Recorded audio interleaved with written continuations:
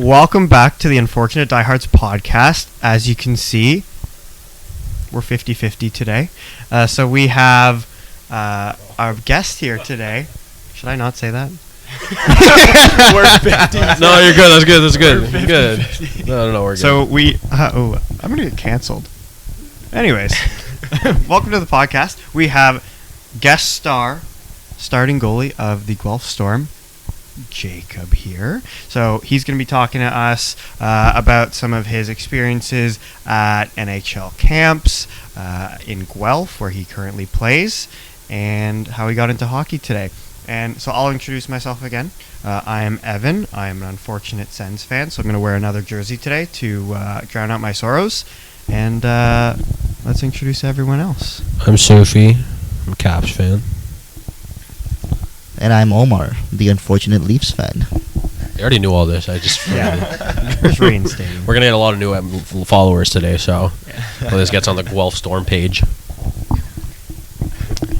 All right, so today we're going to talk about our good friend Jacob here. We're also going to talk about some of the new NHL news, such as Nazem Kadri finally signing, not with the Islanders, because that's what we were thinking last episode. We're going to talk about top 10 goalie lists from Sufi, and we're also going to talk about a goalie head-to-head, because it is a goalie-themed podcast because of our guest. So, Jacob, want to say hello? Hello? All right, so let's just jump into it. So, Jacob, what do you do? Well, I'm a goalie for the Guelph Storm. I had my first year last year, and I thought we had a great team. We had a good run, so I'm looking forward to this year. Yeah, looking at your stats here, so you had 34 games played. You had a .293 goals against average, an .892 save percentage, and 16-8-4 record, with a .881 save percentage in the playoffs as well. So, not a big deal. Looking to bump that playoff number up a bit, but Hey, Rose, T.O., it's fine. The numbers are like inflated by half, so it's fine. yeah. Yeah. Oh. All right, so big news in the NHL. Nazem Kadri signed with the Calgary Flames from out of left field. So what do we think? Is that a good signing? Because he is a 31-year-old, I believe. Do you think 7 years is too long? I mean, he's going to get 7 years somewhere either way. Is $7 million too much? And how do we think he's going to perform with the Calgary Flames? Let's go to Sufi. I have the mic, so yeah.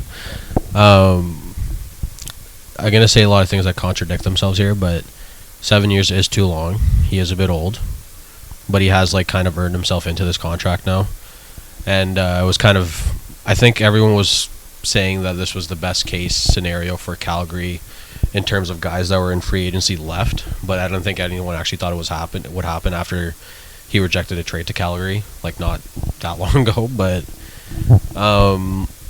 I think they are a better team going into the next year now, because you minus obviously you minus Gaudreau, Tkachuk, but then you also lose Goodbranson, and you add Weegar as the upgrade there, and then you have Huberdeau, who's arguably better than Gaudreau, and then you have Kadri come in as well. So I don't think they're a worse team. I think they made the best out of their bad situation, and realistically a team like Calgary is always going to have trouble attracting players, and getting a guy like this is a pretty huge deal for them.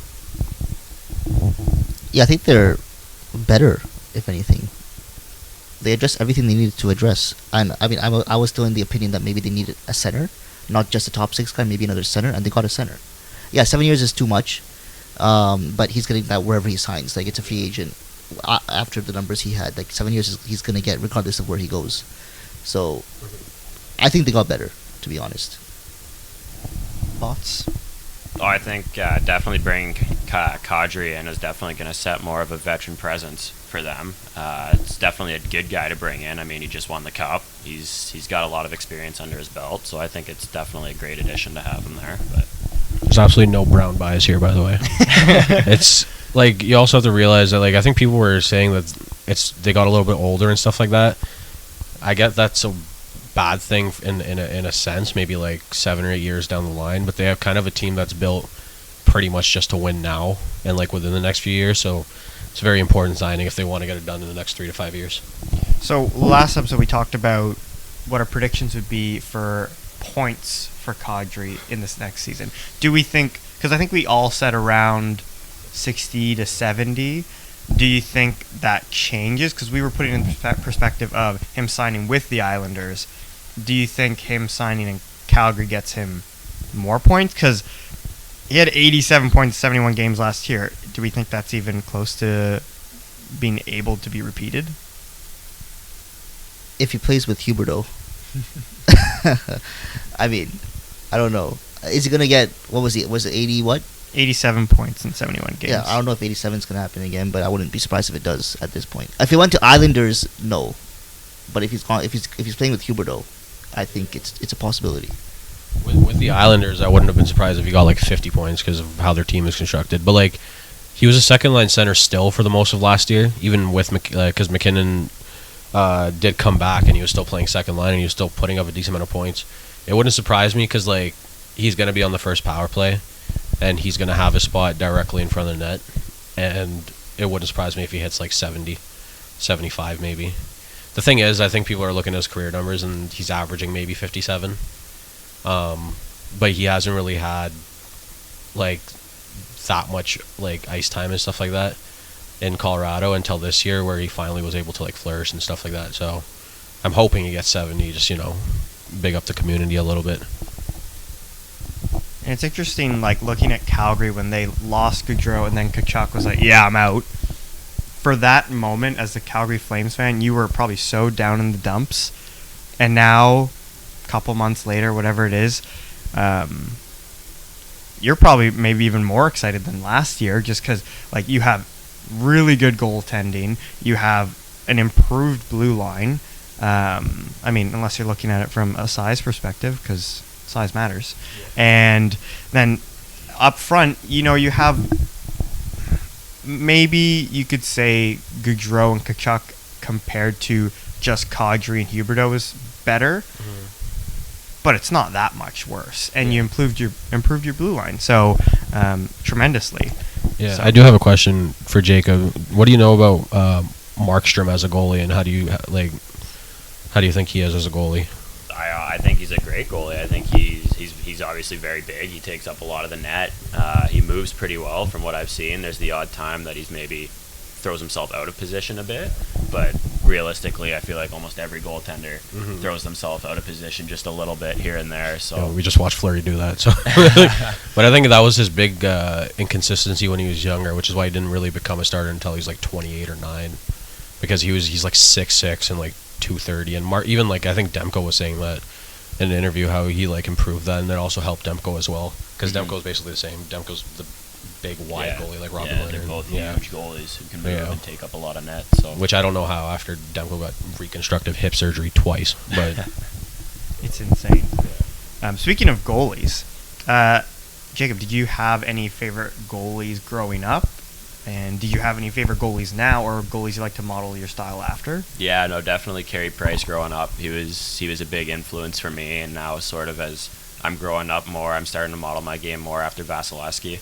I love the way he plays, the way he moves, his attention to detail, his quickness, like everything about him. It's just unbelievable to watch. So that's sort of where I'm trying to direct my path to.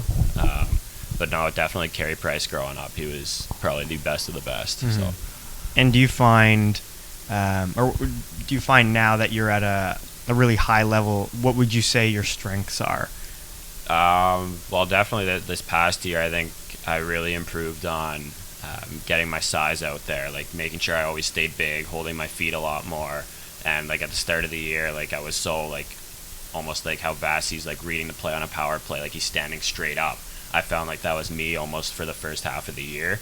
And then I really started to slow it down and sort of got a lot more comfortable. I think that's a big thing, too, is just getting comfortable in the league as a 17, 18-year-old, splitting with the veteran goalie. It was a little weird for me, but now that I've got some experience under my belt, I think it's going to be a lot better this year.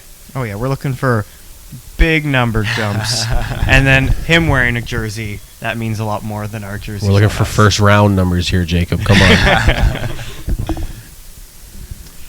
All right. Anyone else have any questions for Jacob? So you spent a bit of the summer with the Anaheim Ducks this year. Yeah. In the development camp. I wanted to ask, how did that come about, and what made you choose Anaheim over anyone else?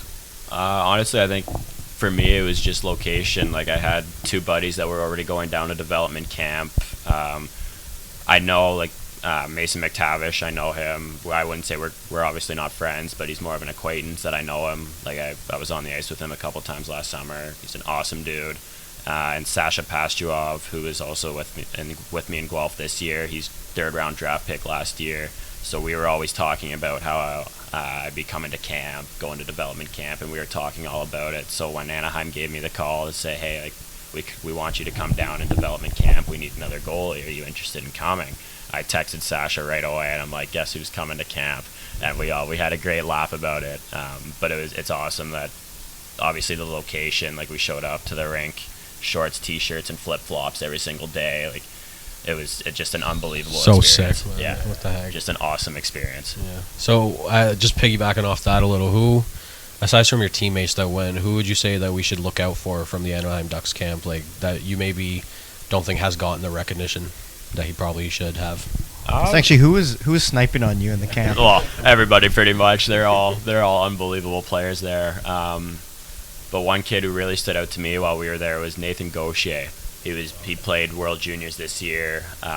Unbelievable player. Like, he's great shot, offensive awareness, defensive awareness, everything.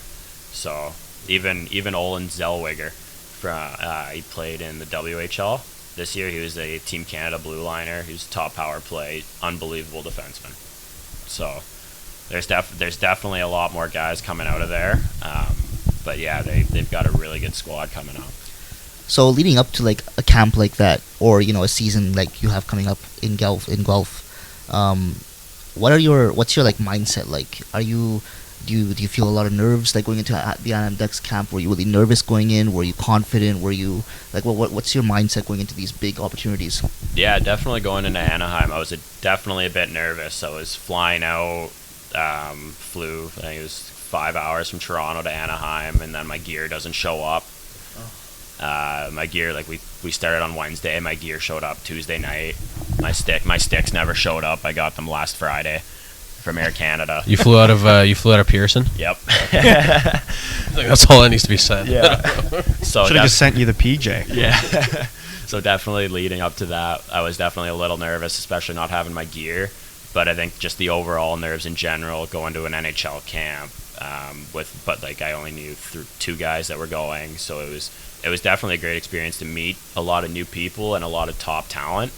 But yeah, especially going into this year in Guelph, I think the nerves aren't as bad. I'm definitely more excited than nervous compared to last year, where I was more nervous. And obviously, it turned out pretty well last year. But I'm hoping this year, like, going in, I'm more confident, more excited, and the nerves are still there, but it's definitely not as bad as it was last year.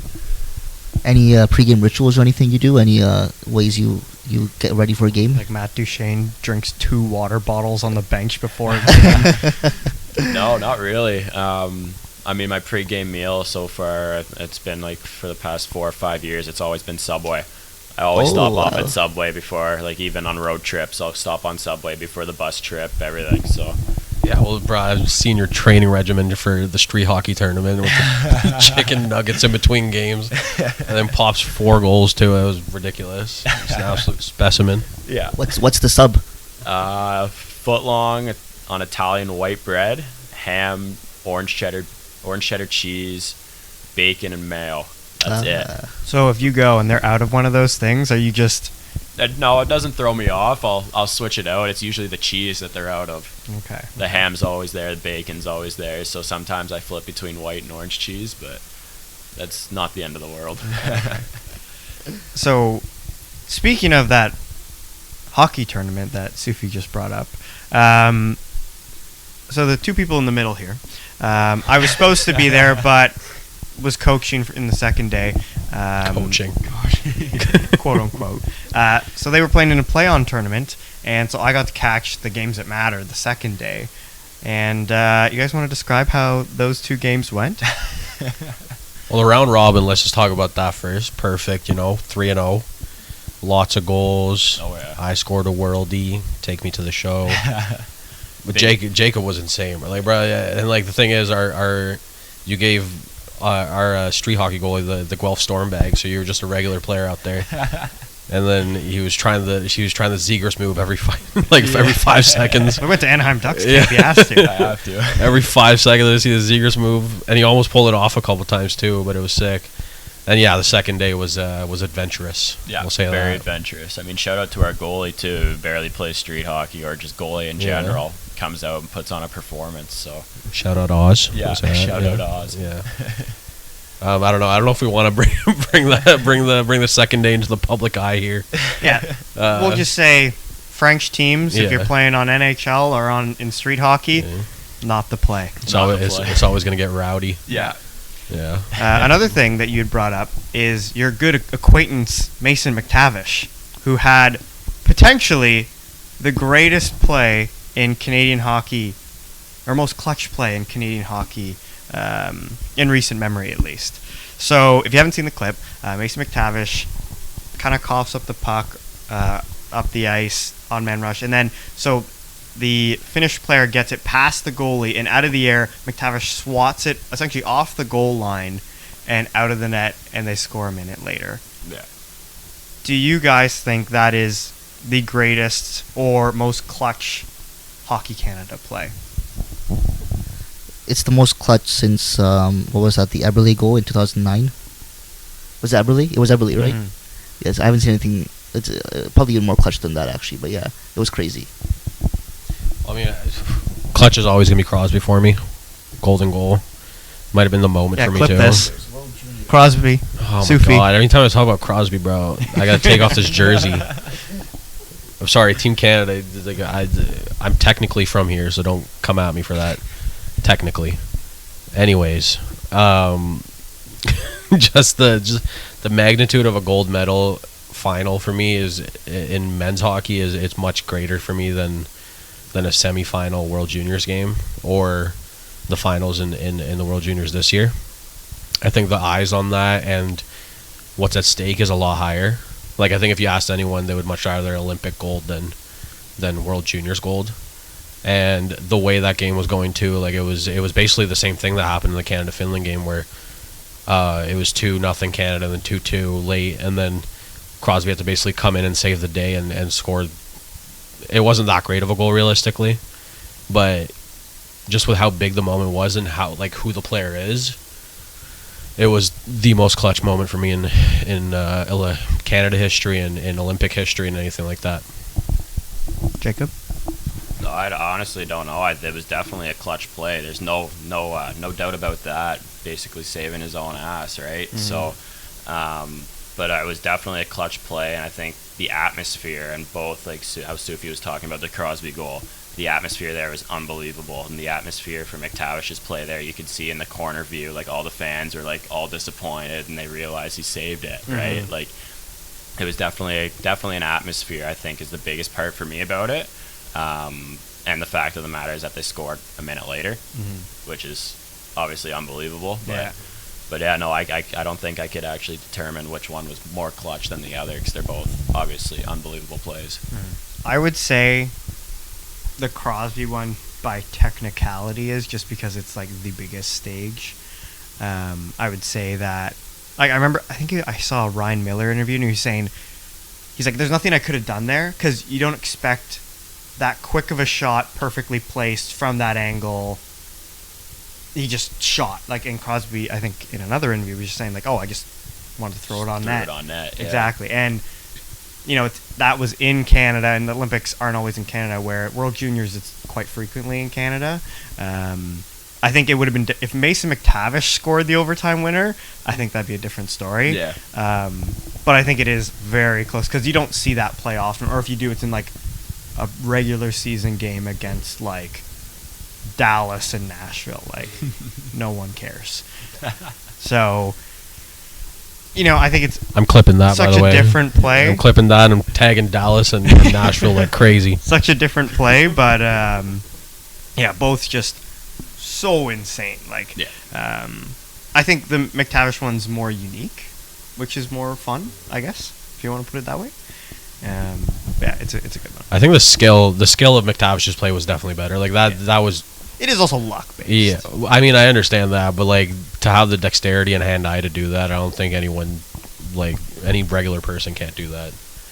I don't know, but again, the moment of the situation, like you're right about the fact that the Olympics were in Canada that year too. It's not going to happen often, and with how the Olympics are, it's not going to come for like another 30 years at this point. So yeah. Well, even looking at McTavish's perspective and point of view, he played Peterborough, then went to the Olympics, then played Hamilton, playoffs there, Memorial Cup, and then World Juniors gold. he played Olympics. I didn't even know that. What the heck? Yeah.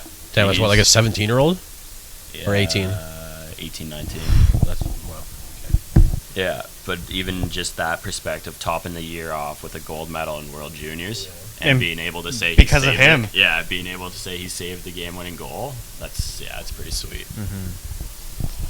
So, because we have a goalie guest on the show, it is a goalie-themed episode. So, good friend Sufjan has a top 10 goalies list for this. Sufi was also a goalie, by the way. I'd like to throw that out there. Yeah, but we have 2 NHL caliber goalies here. Yeah. I'm just waiting to get drafted. I'm 23 years old, but it'll come one day. Waiting for a pro contract. Yeah. You'll get it. Send me to the K. I'll get a contract there. I don't have as much blurbs on these goalies because I haven't done the article yet, but I do have the 10, and I looked it over, and I think I still agree with myself. But anyways, like they're all very close, especially the top 4 in this. At 10, breaks my heart to put them here, but we got Ilya Samsonov. Oh God. Top 10 worst? No, I'm kidding. No, don't clip that. No, do clip that. Yeah, do clip that. Actually, I don't like him. Cut this out. At 10, we have No Glove Jari, Tristan Jari from Pittsburgh. He's kind of underrated. I think there's a lot of goalies that could have went here, but he's put up really good numbers the last few years. Number 9, we have Darcy Kemper. I tried to knock my own bias out because I would have put him a little higher on this, but he's had the best GA and best save percentage in 2018-19. So if I did put him higher, I don't think anyone could argue with me because he did spend most of that time playing in Arizona. At 8, you have Thatcher Demko. I think Omer can talk about him a lot. You've said multiple times that you love Thatcher Demko. 7, we have Conor Heligock. His stats have kind of dwindled in the last couple of years, but he's still a great goalie, and I think I've seen more odd men rushes against him than I've seen with any other goalie in the NHL. 6, we've already talked about Jacob Markstrom. He's kind of had a resurgent career here after being kind of mediocre in like the start of his career in Vancouver, and I don't know, they switched goalies or coaches or something, and now he's absolutely insane. At 5, we have Omer's favorite goalie, Frederik Andersen. Still underrated in Leafs history, I think, and I think the playoffs kind of tarnish his name a little, but in Carolina, I think he proved this year that he is one of the best goalies in the league, and I have him at top 5. So, and then 4, I have Ilya Sorokin. Absolutely insane numbers this year, playing on one of the least offensive teams in the NHL and a team that wasn't that great defensively either this year. And skill-wise, I think he could arguably be even higher on this list. 3, I have UC Saros. For a guy that's like 5'10", he plays absolutely massive, and he took over from Rene, and like the fact that Nashville, I was talking to Jacob about this earlier. Nashville went from Rene to Saros, and it's like their goaltending just didn't change because he's absolutely insane as well. Here's where it gets a little dicey and where I'm probably going to get a little bit of flack. I have Vasilevsky at number 2. And Carey Price at number 1. Yep. No, I'm kidding. This is going into next year. I can't have Price at number 1. But Vasilevsky at number 2, he's been the guy for 4 years now, or 5 years now, however long it is. I guess I penalize him a bit for team. I also penalize him a bit because his stats haven't been at the place where I think people think it is. But skill-wise, it's hard to argue against him being number 1. And I think that if Igor Shesterkin wasn't as good as he was this year, he might have been he could have easily been number 1. But for now, Igor is number 1 for me, and I don't see him dropping from that rank for a long, long time now.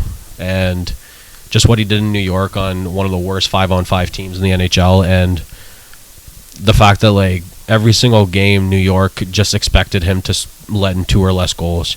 And then in the playoffs, he had a little bit of struggles, and he came back and he was absolutely insane for them, and basically dragged them to the conference finals. So yeah, then some guys that I kind of was considering at number 10 or 9 was Ottinger. Fleury could always be in there. I think that's all I can think of right now. I don't think anyone else was really. Matt Murray. None of those guys. There was a time where I'd have Carey Price on this list, and I kind of missed that time, but now he's going to be LTIR'd for the rest of his career, so sad days. But yeah, that's my list. Well, I feel like that's a pretty, I don't know if it's a hot take, but having Igor over Vasilevsky After 1 year of work. That's something. And just 2. to point out, Vasilevsky's played more hockey than any other goalie over those past years because he's gone run after run after run. So for his stats to suffer a little bit makes sense. I'm not arguing against Vasilevsky being good. Like, my thing is that, like, I'm trying to decipher who's the best goalie skill-wise going into next year, and I'm not factoring in every single number over their entire careers, right? So I'm looking at how they are now. So if hypothetically the head-to-head was Shesterkin versus Vasilevsky, you're going Shesterkin. I'll go Igor. Is that the head-to-head? We can talk about it later. I guess that's the head-to-head. That's definitely the head. What are your thoughts about Anderson's rank? I'm not surprised he's in there. I was expecting him to be in there. I think Craig Anderson deserves to be there. Here's what I was, probably because I'm a Leafs fan, but when he was on the Leafs, I called him the best goalie in the league. No, you didn't. I did call him, yeah. When he was on the Leafs, he was the best goalie in the league, in my opinion. Yeah, because you're a Leafs fan and you're dumb. Yeah, exactly. Exactly. That's such a good clip. Yeah, but Stop saying that. You're ruining them. Yeah, you're ruining these by saying it's a good clip. But yeah, like that was my Leafs bias. That was my Leafs bias, like making myself believe he's the best goalie in the league, right? But Oh no, he just did say that multiple times. yeah, I said it multiple times. Really? Yeah, multiple times. I'll be like, "Oh, this is the best goalie in the league." When like Vasilevsky and Lundqvist and these people and Price were all still playing. Yeah, we can get into that after. I have a couple of arguments. I'm like Which no one will dumbfounded do. right now. Like this does not make sense. But I have a question. yeah. So when Price was at his peak, you still said Anderson was the best goalie in the league. No, Was Anderson on No, the Leafs never. at the same time when Price was peaking? that didn't even coincide with each other. Yeah, bro, because Price's peak ended in like 2018 or something like that. So what, you were saying like in 2019 and 2020? Because like realistically for me, Price's peak ended when his hip gave out after the massive playoff run. But No, I would not say Anderson was better than Price. No. But 2018. What happened in 2018? Price had a really bad 17-18. Yeah, I don't remember Or no, Price not having a great 17-18. season in Had a 18-19. really bad. Oh yeah, 17-18, and then 18-19 he brought it back, and then kind of down from there. Let me But see he had a 18-19. 927, 933, 934, 923, then a 900, then 918. Okay, 918, then a 909. All right, so that was That's what they- those were the 2 years that coincided with. was that him going downhill or was that Montreal? Like, Yeah, anyways. but I mean, anyway, I would say he's the best goalie just because. You know who agreed with me? Other Leafs fans? No, a very popular name in today's hockey world, Steve Dangle. Don Cherry. Oh. And what does Don Cherry do Yeah. now? Huh? And what does Don Cherry do now? He actually has a podcast. Yeah, he does what we do. Come on the podcast. Don Cherry is a brown man. Don Cherry has a Wow, podcast. imagine him on a podcast like this. Oh yeah. No, no. I don't know. He would probably. I don't think we have a He'd have some choice words. He'd be talking to me, and then he's like, "Okay, you people." Yeah. My Also single cut this out. I my feel like single I'm saying too reasoning. much. I mean, well, I don't want to make this into an Anderson conversation because we're talking about his list. But I mean, my single reasoning was just because he had arguably out of all these goalies the worst defense. Arguably. I mean, Shesterkin had. But just they don't Nothing at they don't 5-on-5. coincide. I'm not saying he's the best goalie now. They don't coincide with they don't their times don't meet with each other. So you think Frederick Anderson was a better goalie on Toronto than he is on Carolina? Oh, I don't know. He's really good in Or Toronto this year. equally as good? Equally as good, I would say, because his regular season numbers have always been. I think that this year, what was his regular season number? 217, 922. Okay, and he would hover around a 916, 918 in Toronto, right? Yeah. I mean, and Carolina has significantly better defense than Toronto. Significantly better defense than Toronto. I think saying best goalie in the league Well, that is yeah, pushing it. it's of course it's pushing it, but I'm a Leafs fan. No, but like pushing it. yeah, Of course, it's pushing it, but I'm a Leafs fan. Okay.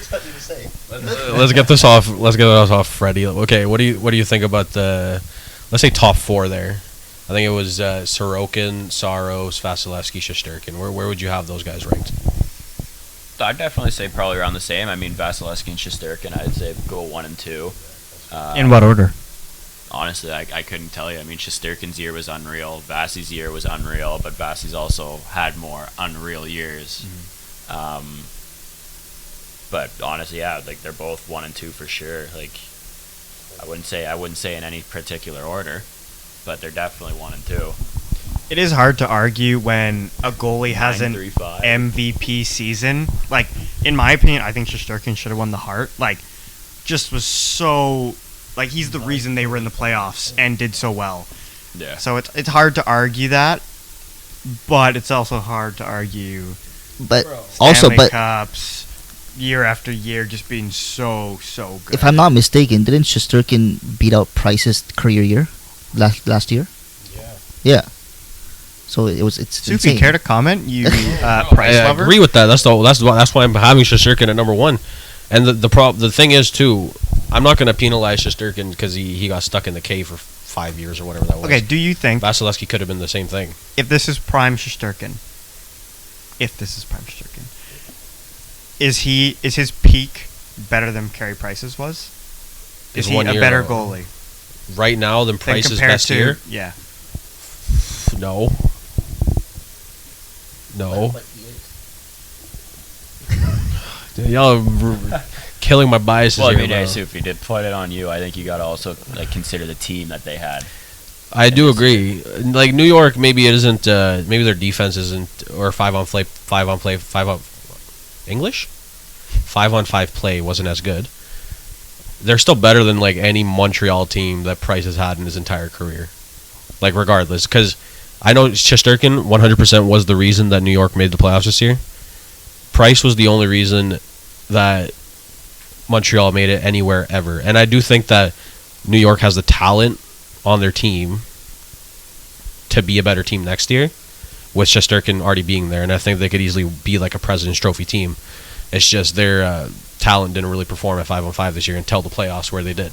So do you think if Montreal, when they were like kind of competitive, like made playoffs kind of consistently, do you think if they had an average goalie, they would have missed playoffs? Not a chance. almost Like they every would. year? Yeah. No, I don't think there's a chance that they would have made it.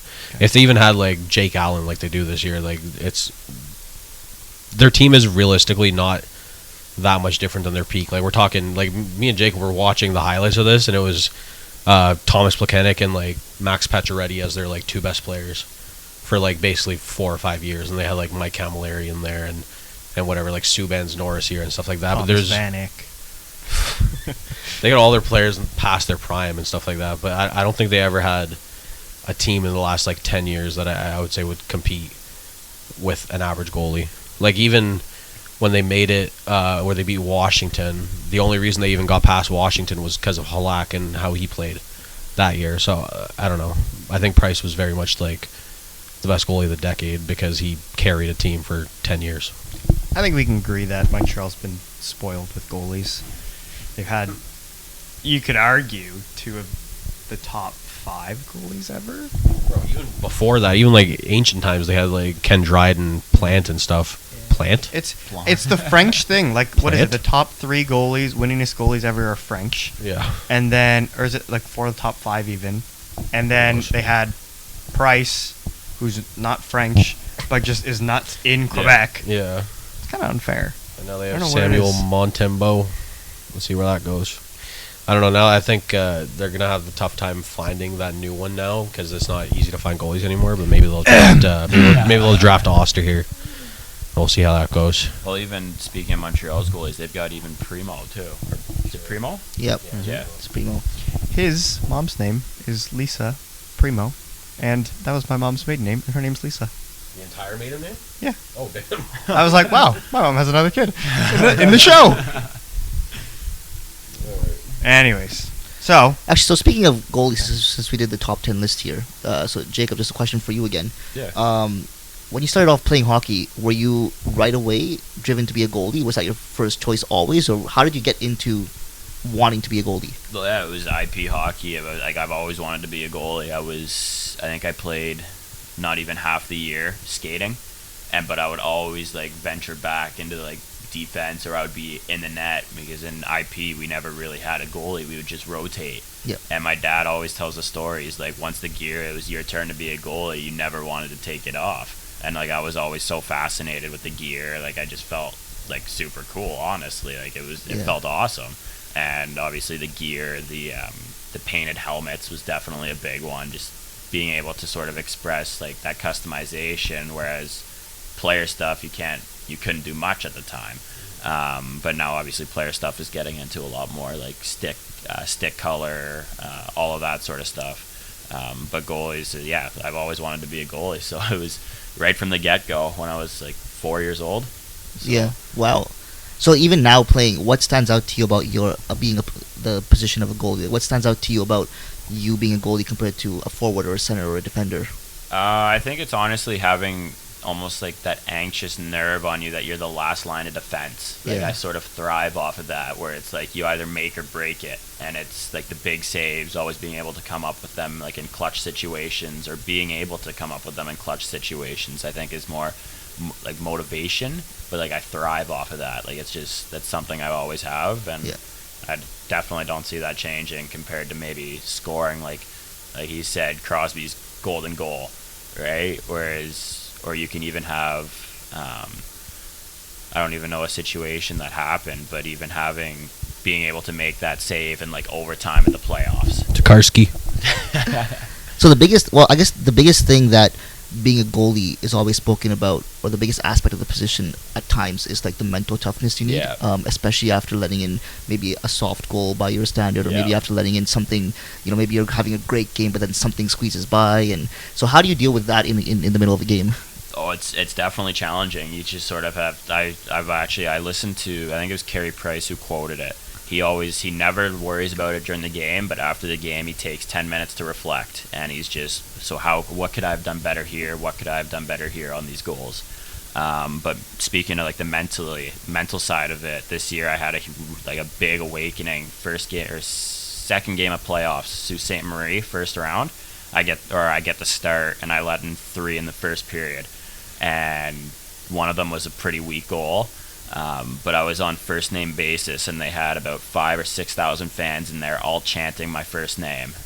Oh yeah. man. But the best part was I continued to go, and I didn't let another one in for the rest of the game. I think we ended up losing 3-1. Okay. Or probably 3-0 actually. I think it was either one of the two. But yeah, no, it was a crazy experience. Like it was just having 5,000 to 6,000 people like feeling like above you, just chanting down on you on first name basis it was a tough thing to get through. But I feel like now that I've definitely gotten through it, it's not really going to affect me coming into this year. So Cool. And would you say you're a very vocal goalie? Like, do you talk a lot during the game? Yeah. Yeah. I love being able to help our defensemen in any way I can, whether it's playing the puck or just letting them know if they've got time, somebody's on them. 'Cause the last thing you want really is to have a defenseman get smoked from behind into the boards, and then you lose a defenseman, right? Yeah. So being able to talk to them is definitely something I like to do. Me and Jacob are basically the same player, so that could be in the show. Might as well, eh? Yeah, bro, I should put in an application. I don't know. I was looking at Shesterkin's stats just randomly here. I just have something to go back on. I wish he was playing in the NHL when he was younger. His stats in 2018-19 and his last year in the K. I know that's K, but like still they have good players. 28 games played, 10 shutouts, 111 GAA, 953 save percentage. Wow. That's crazy. That's ridiculous. I think I saw a stat. That's it not, was like, okay. Even before the NHL, or even after his first year, something like that. It was like he has like the highest winning percentage of any goalie ever. Bro, in all leagues. That he's 27 and 4 in his 3 years to start. 27, 4 and 6. They have ties in the K. Okay, 24 and 4, 24 and 4. That's crazy. Like, bro, I wish. That's ridiculous. Oh, damn KHL contracts. I wish he just started there. So bringing it back to Jacob, not Igor. Jacob. So how did you end up going to Guelph? I know you probably got drafted and all that, but did you know that Guelph was going to pick you? Had they talked to you before? Were a lot of people contacting you? How did that all go down? Yeah, going into the draft, they were definitely one of the teams that was most consistently talking with me. I think I talked with their goalie coach at the time, Ryan Daniels, probably once every day. We'd talk, like, shoot the shit, like we'd talk. Just honestly, it was probably just to get to know me better as a person. Mm-hmm. But he was the one who was contacting me the most, so I sort of had a feeling that was going to happen. But going into camp, I obviously missed my first year of eligibility due to COVID. But going into my second year of eligibility, so just this past year, I wasn't on their list of goalies to consider this year, all of that, and so I had a great rookie camp. I think I had a great rookie camp. And then the first day of main camp, after our first scrimmage, the GM and coach at the time, George Burnett, just pulled me into his office and offered me a contract right there. So it was definitely something pretty cool to have, especially not like I was told after that I wasn't really on their lists or anything like that. But being able to sort of get that contract in my hands on the first day of main camp, I was like, this is unreal. Like now it's sort of where you really start to feel it, like, all sink in, and it was pretty cool. That must have felt so great after, like, feeling down because of COVID, and then you not necessarily knowing you weren't on their lists at all times, but them, like, being so impressed with how you worked and getting that out of them. That's awesome. Yeah, it was pretty cool. And so Guelph, this upcoming season, what are your hopes? So hopefully making the playoffs again, being the starter. What are some things you're excited about with this team? Definitely that we're an older team this year. Last year we had 15 new guys into the O, and we had, I think it was 3 05s. So we were a very young team. We still had, like, I think at the start of the school year, I think we had 13 kids in high school. Oh wow. So we're definitely more of a mature team this year, more aged, more experience. Like, going into playoffs last year, we had 3 guys with OHL playoff experience. So this year, hopefully, we're obviously hoping go playoffs, hopefully Memorial Cup. But definitely, I think being a top 2 team in the league is going to be a big one for us. But I'm looking forward to it because we've got a coach coming in, Scott Walker, he was assistant coach in Vancouver this year. Been a numerous coach with Team Canada, World Juniors, Olympics. He even played in the NHL, played for Owen Sound in the OHL.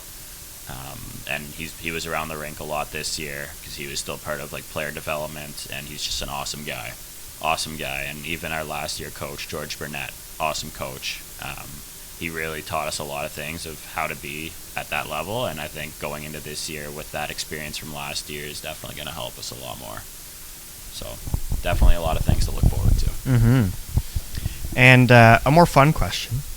So you've obviously watched a ton of tape, whether it's of yourself, NHL, whatever it is. So we'll go one OHL player, someone you've played against, and then one NHL player. So if someone had a breakaway on you and you're thinking, fuck, who are the 2 guys, one in the O, one in the show, who would you hate coming down on you?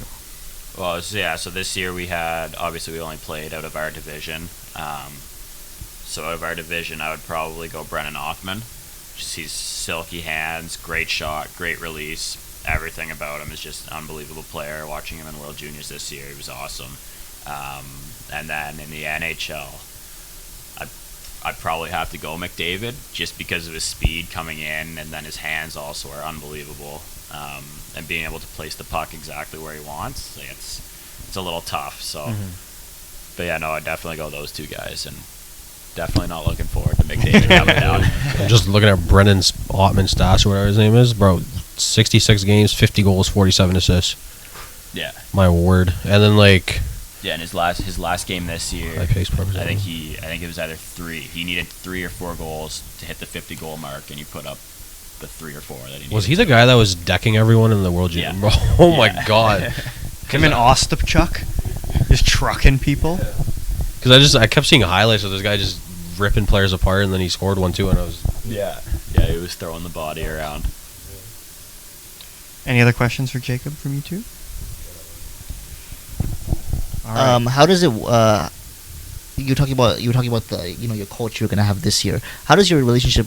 I know like you have your own goalie coach. I'm assuming apart from the head coach of the team. So how does as a goalie? What is your relationship like with the coach in terms of what do you talk about with him? What kind of things does he coach you on if he does anything? Is there anything that are there any cues you have from him a lot that during the game?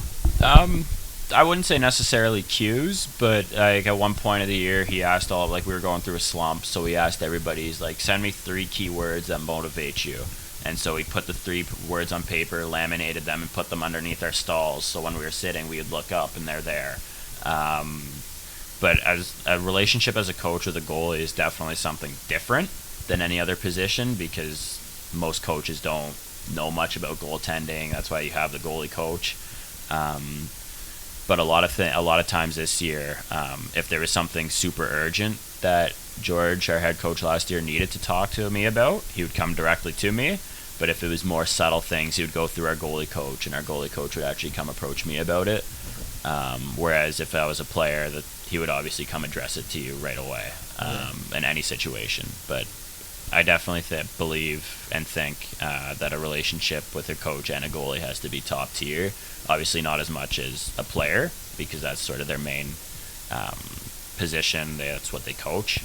But it still has to be obviously a decent relationship to have a good team. And yeah. I guess that just made me think, like, I've never seen like a former NHL goalie as a coach actually work out.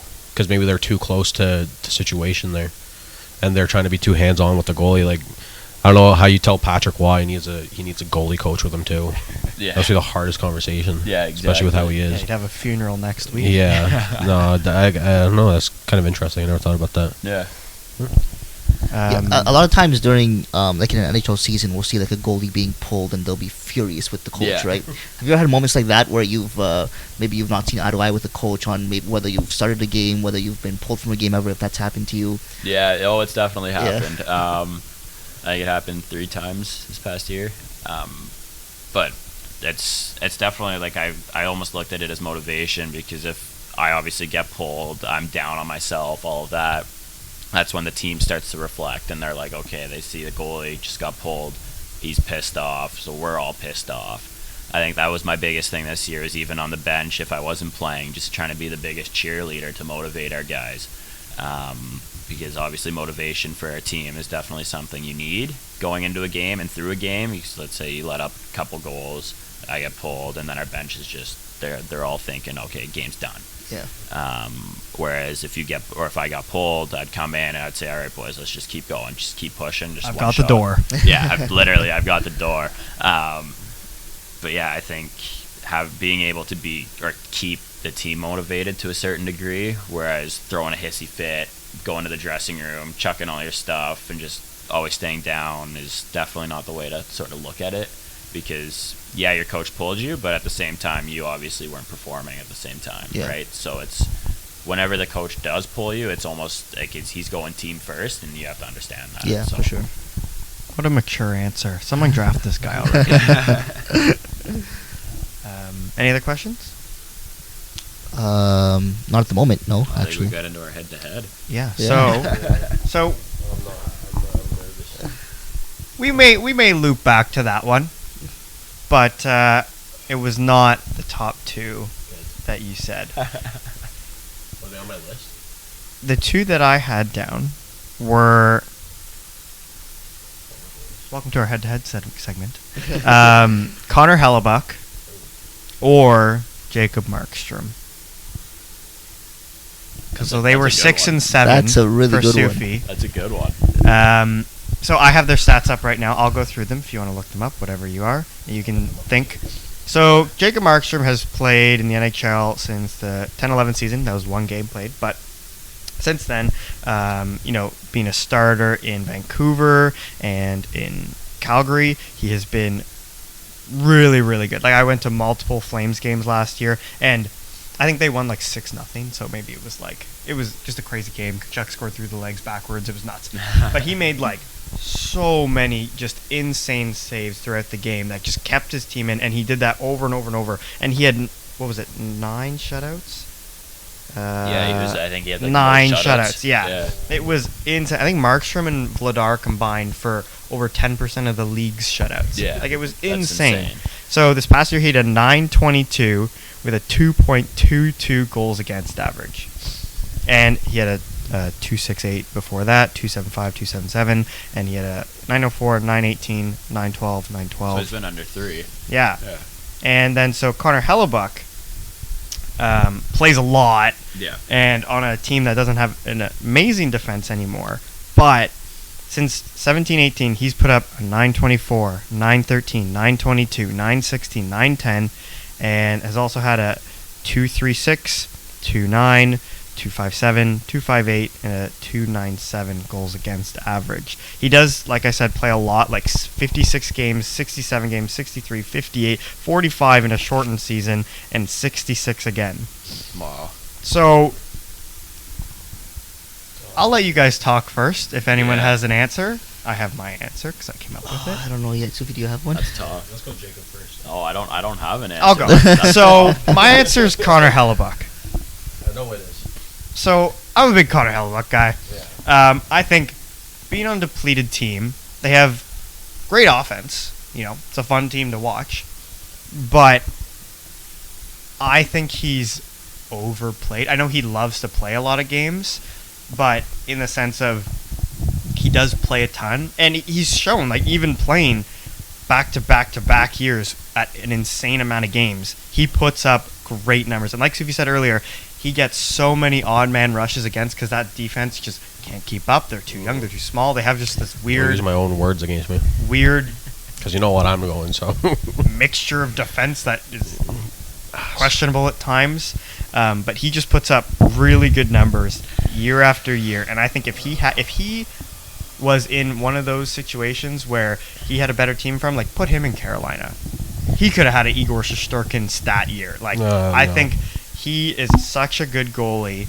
And if you want to go back to his UMass days, he had a 952 save percentage. UMass, we're going 2013. Yeah, I know. 14? I just saw 952, and I was like, oh my gosh. UMass. So for me, I think Conor Heligock is underrated because of how much he's forced to be played, because he hasn't really had a significant backup at all. It's like Laurent Brossoit, who's an NHL goalie. Yeah, he's okay. But you're not flip flopping. If Heligock's going, he's going. Yeah. So that's my answer personally. Okay. Here's my thing. So for me, these two, I mean, I'm never gonna go against my list here. Okay. So I'm going Markstrom, and when it gets like really close like this, and both their stats are by all accounts pretty close as well, I kind of just try to look at a goalie skill wise because I'm very knowledgeable on that topic. Being not former goalie, currently a goalie because Just on the IR. Yeah. Been on the IR. Been on the IR since my knees gave out in adult hockey. But for me, and this might literally just be because Heligock's been worn out, there's become a lot more holes in his game recently, and they're getting exposed pretty frequently now. And I think I don't doubt that he can get back to that if he does maybe get played less or he gets on a better team. But I think going into next year, Markstrom just has like a stronger base in his goaltending, and I think that for me, Markstrom as a goalie is just a little more reliable than Heligock is right now. And It is tough because like Heligock has been on such a bad defensive team for a while, but I personally don't think that Calgary's defense is that crazy, and I think that like a lot of a lot of their defensive success last year came from their goaltending, and a lot of the stuff that Markstrom was doing, it was obscene. Like I just think that Markstrom has a lot less holes in his game right now than Heligock does, and just kind of the way that's going, like in the trajectory of both their careers, I think that Markstrom's kind of seeing his like peak come late in, like into his mid-30s, which we've seen with goalies before. Like that isn't really a foreign concept at this point. Some goalies don't hit their prime until their 30s, and like if you look at Tim Thomas or whatever. But I think we're seeing like the demise of Heligock now is kind of going in the other direction, and it might literally just be the Jets kind of killed him with how much they played him and how many shots he gets, because he's up there with shots against like every single year. Because I was looking at his stats, and it was like he was like top 5 in shots against, saves, and goals against. It's nuts, but not by his own fault. I do think that Markstrom has much less holes in his game, and I would go Markstrom. I think I'd have to go Heligock. Yeah. Just because I don't necessarily I don't think there's a wrong answer in this case. I don't know if I agree with you about Markstrom having less holes in his game than Heligock. I don't think, in my opinion, that's not the case for me. I mean, it's only really against Edmonton that he ever has holes if you look at it. Yes, yeah. Oh, that which brings up the other point that I wasn't a huge fan of Markstrom's performance in the playoffs this year. I wasn't a huge fan of it. Not to say that we're using that specifically as a reason to choose Heligock over him, but I just feel like Heligock's been doing it for so long. He's played so many games every year, and he's been so good every year. And even this year, he was good on a team with, I don't know, arguably worse defense than Toronto. Like, but like, yeah. I don't know. I think Heligock more so. I would go. I don't agree that Markstrom has less holes in his game than Heligock. I think Heligock's a more refined goalie. Really? No, I don't know. If I'm looking at like just how they play and how they are skill wise, I would definitely go Markstrom has less holes in his game. But I'm gonna leave that up to him because he probably knows better than I do. Well, I can't even tell you like which one is better, which one I would take, because they play so different, right? You've got Heligock, who's a stand-up goalie, plays deep in his net almost like Lundqvist, and then you've got Markstrom, who's all out there, like diving across, almost like comparable to Hasek in a certain way. But definitely, if they refine those parts of their games, whereas like maybe Heligock's coming out a little bit more, he's taking up more of the net, not playing on his goal line, and you got Markstrom, who just settles his feet maybe a little more. Then you can almost compare them a bit because they're playing similar, but they're two different, completely different goalies, but still put up great numbers, right? So it's hard to compare. I think that's where Markstrom's development came in, though, right? Because that whole happy feet thing with him came for like the first like 6 years of his career, and that's why he was just an average goalie at the start. But I think he finally realized that he was how big is he? He finally realized he was 6'6", and then he realized he didn't have to move as much. How big is Heligock? 6'4". 6'4", 207. Yeah, and the thing is, for a 6'6" guy, we're talking about a guy that moves. $1 a pound heavier.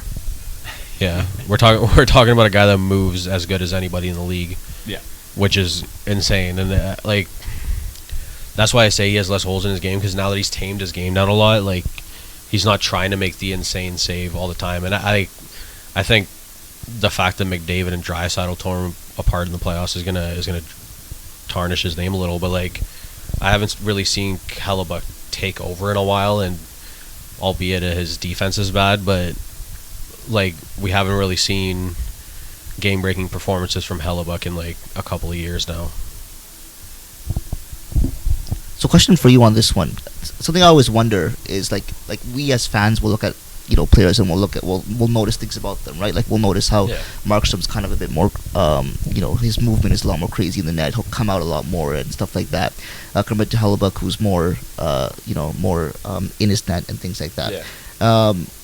As a goalie, when you look at a goalie like Markstrom or Heligock or anyone, what do you notice that maybe we won't see in their game? Like the technical aspects of the position that you'll notice that differentiate between goalies and things like that. Is there something you notice that as a fan, just looking on the outset, we don't see, but you as a goalie can notice? I wouldn't say maybe Well, it depends on who you're talking to as a fan, because you've got obviously some guys who are super hardcore into it, or you've got the average fan who will go to a game like once every month and just come and hang out. But I think honestly, I would say it's more of the fact that how they get ahead of the play, and they're never behind the play.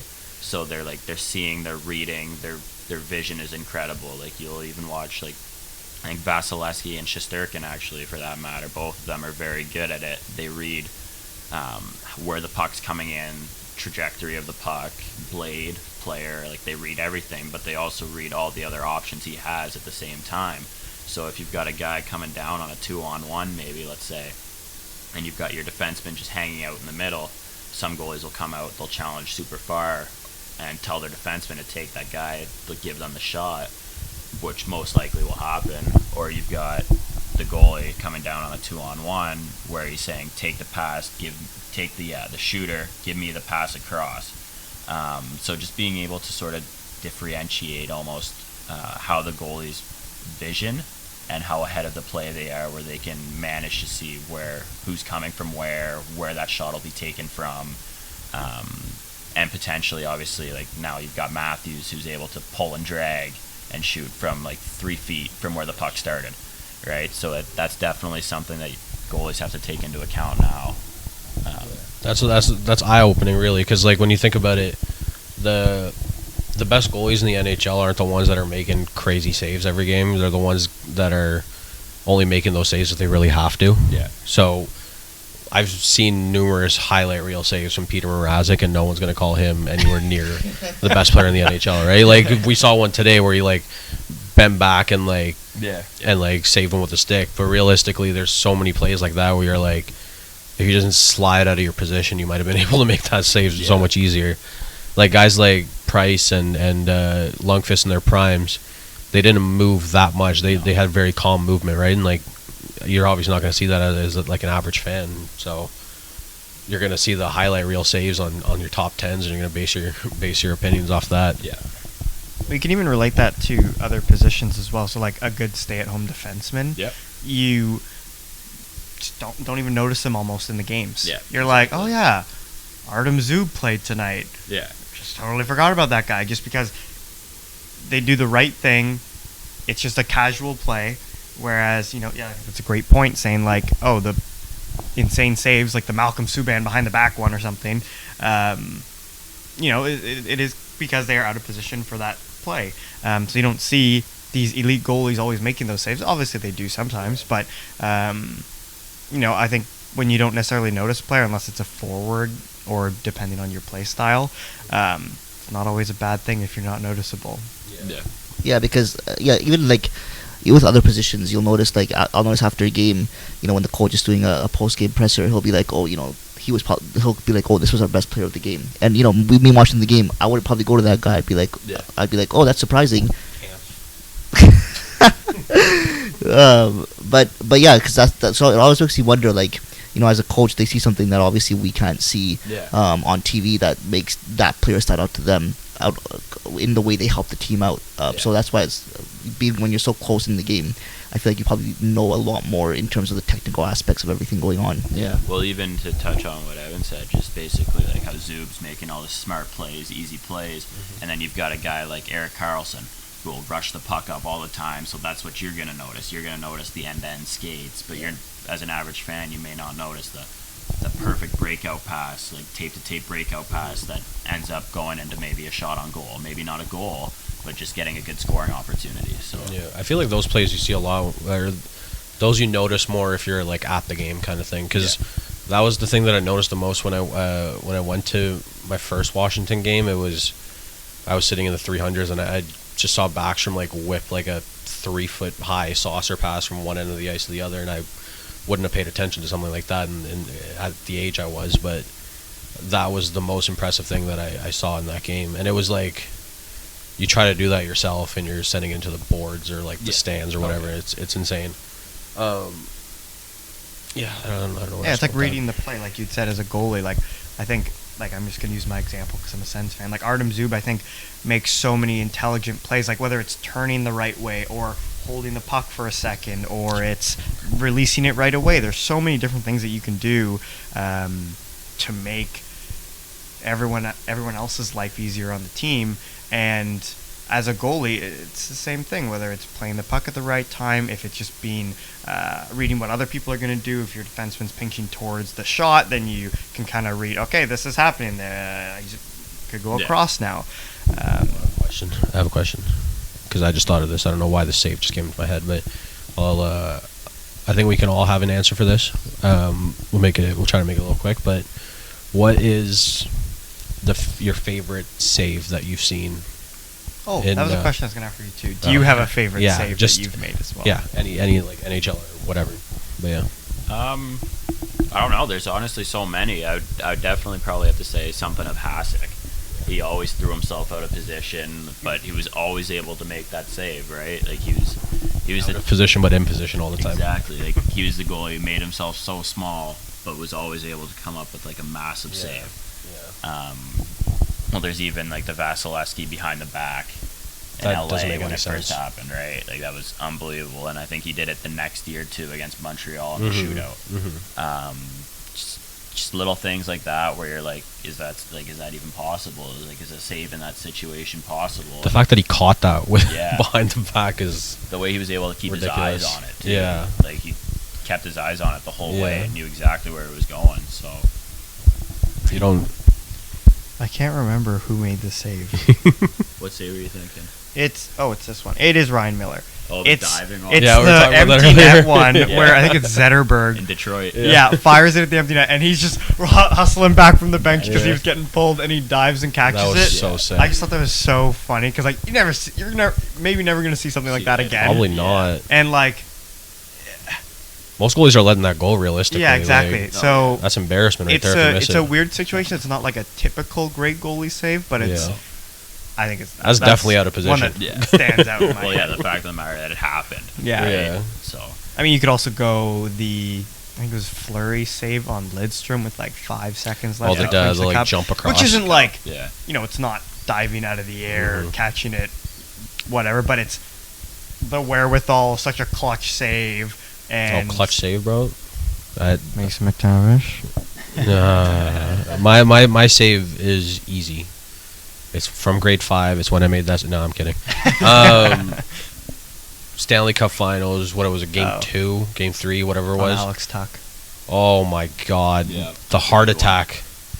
And I was having a rough relationship with Braden Holtby at that time, but I thought you were going to go into your personal life for Yeah, a second. no, right. Having a tough time. yeah, because me and Braden Holtby have had a rough relationship. Because after that year, he kind of went, but.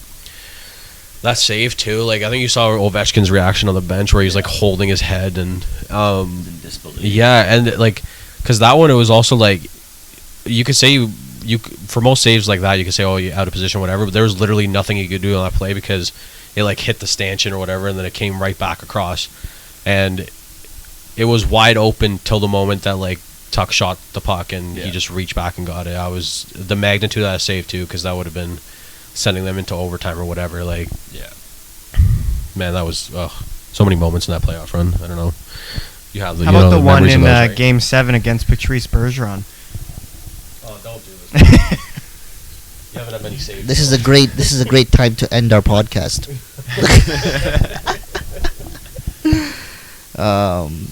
You have a favorite save? Yeah, something of Vesatoskala's. There's a regular season one. No. Tim Thomas, Phil Kessel. Nah, they've gotta be like Hasek saves. Yeah, well, going back and watching Hasek saves is always crazy. It's just insane. Even his was that his last year when he played in Ottawa, or his second last year, whatever it was, when he had that half season in Ottawa. It was just insane. The saves this guy would make. His flexibility and his ability to get anywhere. It was crazy. Well, even like thinking now, I'm pretty sure it was Freddie Barathwaite, the one where it snuck through him. It was going through, and he extended his stick all the way back and sweeped it off the line. Yeah. Was that Pittsburgh? Or no, that old? Are you talking about like the old times?